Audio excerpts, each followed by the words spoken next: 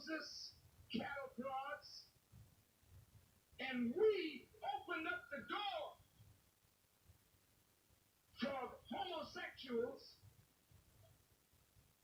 and for women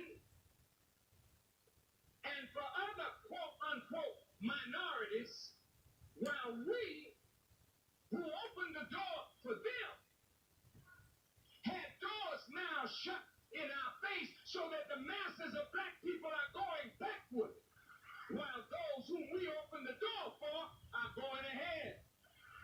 Why is that? Listen to me carefully now. Martin Luther King Jr. Do they have a street up there named after him? That's good. Every time they kill a black leader, we name an alley or a street after him, That's supposed to make you feel good. Where do you live? Oh, I live on Martin Luther King Drive. That's very nice. But let's look at Dr. King a minute. Our brother, Dr. Martin Luther King Jr., wanted to make America a more just place for all of us to live. He wanted to see the day when color wouldn't be the criterion by which we moved people ahead. He wanted to see the day when people would be moved ahead on merit. He wanted America to rise up and live out the meaning of her creed that says all men are created equal and are endowed by their creator with certain inalienable rights, and among these are life, liberty, and the pursuit of happiness. And Dr. King was willing to suffer to make this change. But we didn't know this, but when Dr. King made that harmless speech in Washington, I have a dream.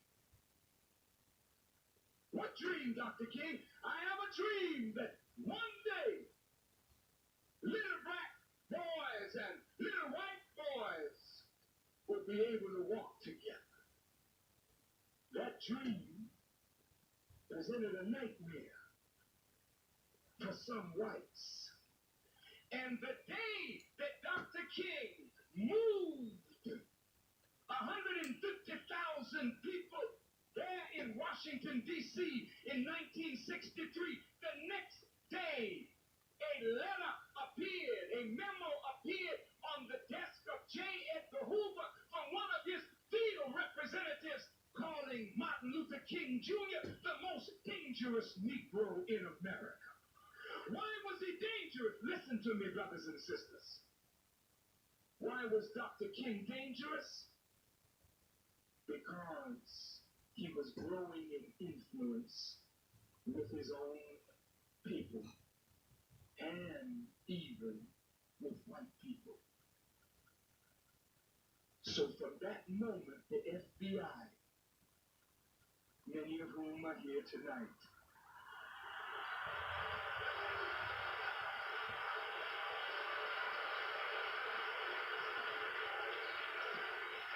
and I don't want you to rely on your memory.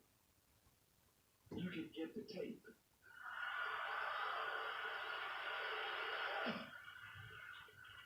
The FBI, under the counterintelligence program of J. Edgar Hoover, went to work to destroy Dr. King, Kwame Ture, formerly known as Stokely Carmichael, H. Rap Brown, now known as Jamil El-Amin, Whitney Young, even the innocuous NAACP leadership felt threatened by Roy Wilkins.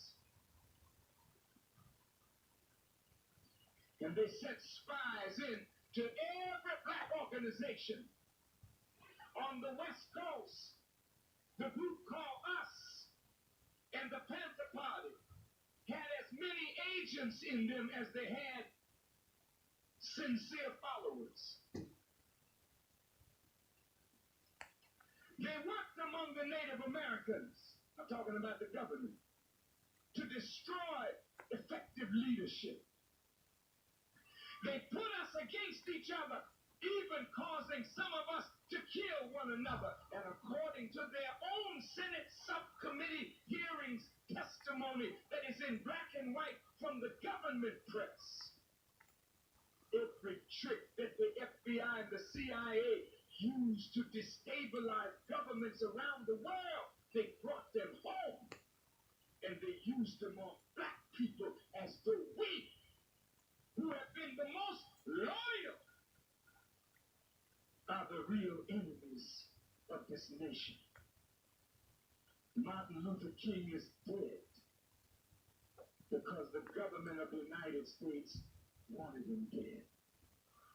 Malcolm X is dead because the government of the United States wanted him dead.